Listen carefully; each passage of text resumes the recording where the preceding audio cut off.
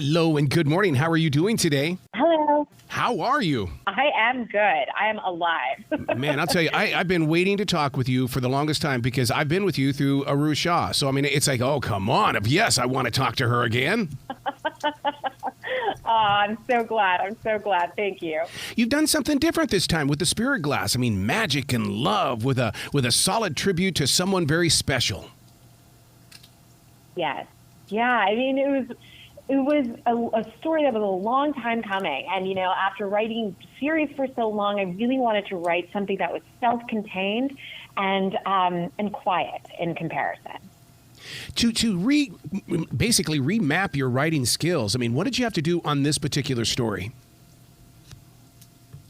You know, what made the spirit glass so different for me was that it required a lot more research. You know, I was raised, obviously, with a lot of Hindu mythology and a lot of Filipino folklore because my father's from India, my mother's from the Philippines. But what made this story so different, and it's interesting, is what I keep coming back to, is how colonialism vastly treated these two places very differently.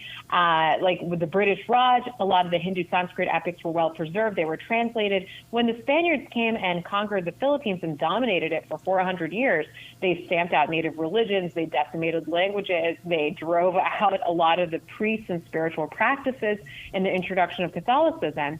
And so the mythology was not nearly as well preserved. And it's the reason I think why what has survived in the Philippines the most when it comes to folklore are its tales of monsters, blood. It's an inheritance of pain.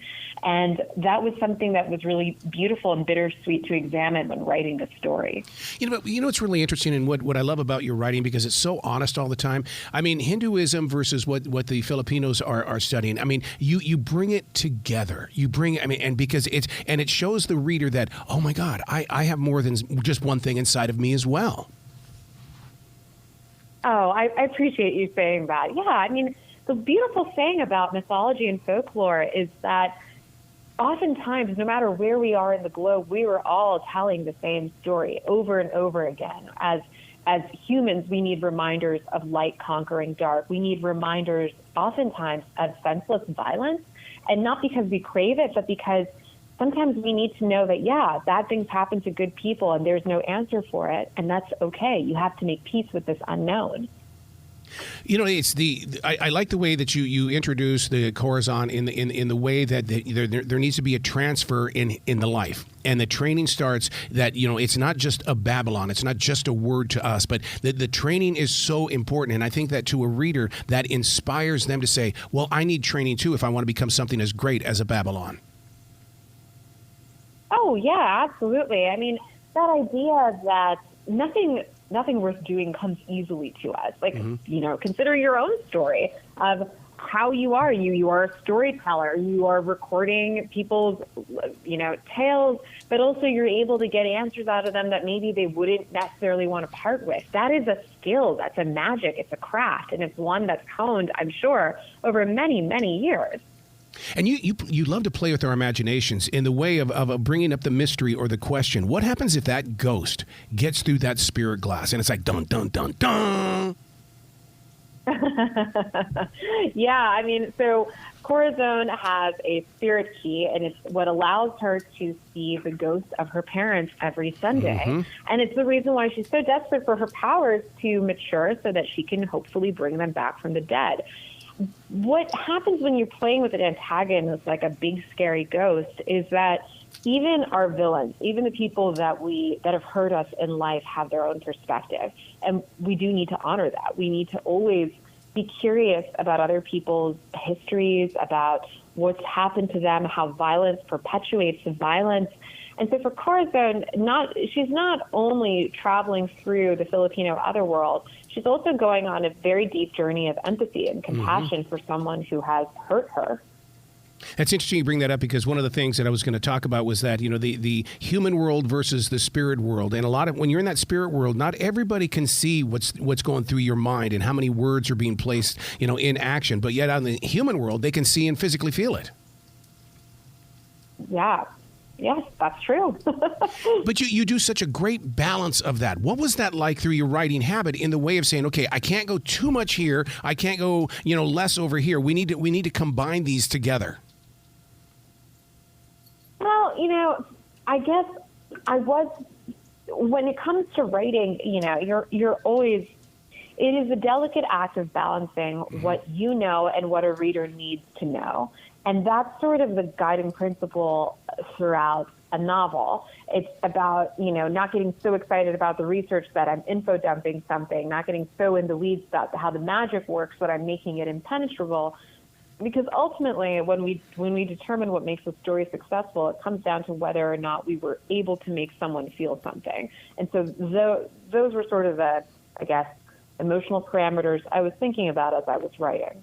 I wish I could figure out a way to let you see how my wife is a tutor, and when she takes these books and gives them to her young students, they explode with smiles. Do you get to see that action? Oh my God, they react to they really get so excited by your books.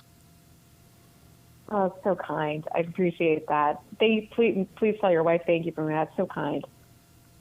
Do you know that you're reaching that audience? Because I mean, as a writer, in radio they train us that so your targeted audience is a 25 to 49-year-old woman. She's driving this car. Do you have to break it down that much as well?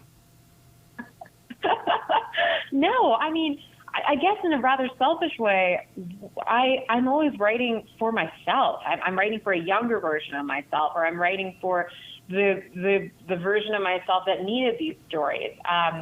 And writing from a place of delight. So I'm not actively thinking about like a marketing audience or where a book is going to live on a shelf. But I sometimes wish I did. Yeah. One of the things that you put your thumb on is the maternal love. I just had a conversation with a gentleman.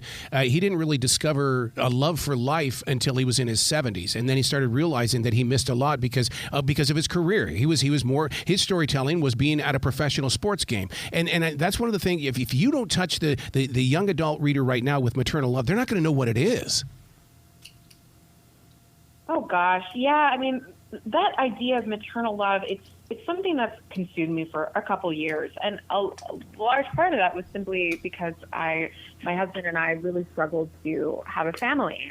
We dealt with unexplained infertility, the loneliness of that, the deep isolation of, writing for children, wanting to have children, and then being told that you can't.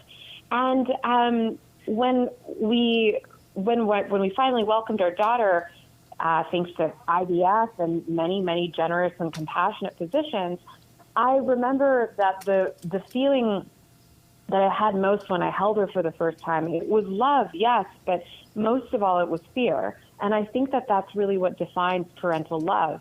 It's the sense that when you hold someone so innocent and precious, there is nothing you wouldn't do for them, nothing that you wouldn't do to protect them from the world or make sure that they never know pain. And yet that's not our purpose, right? And so much of that is about making peace with the unknown, right? It's about trying your best.